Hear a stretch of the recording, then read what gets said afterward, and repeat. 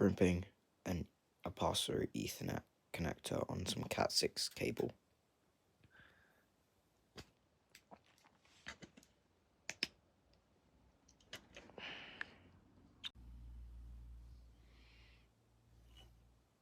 Make sure it's fully in there.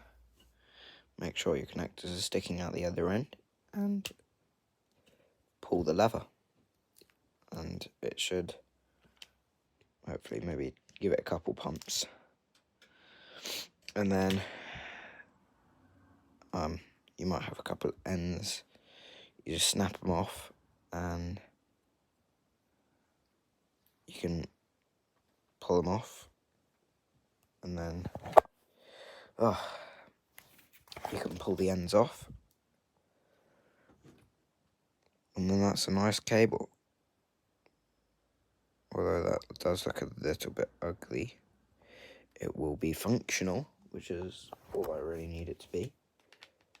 And I'll just give that a couple more pumps just to make sure it's nice and secure, because I don't want my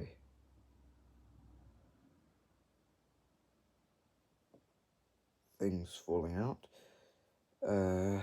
Yeah, and then you will just slide the cable cover, where the anti-stress relief on.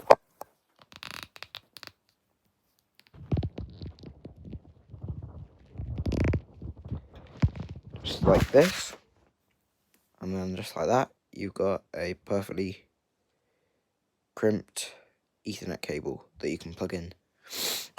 Currently it's just coming off a spool that I have 100 meters of Cat6, so I'm going to put the other end on. But anyway, with that, thanks a lot for watching, and I'll see you guys in the next video.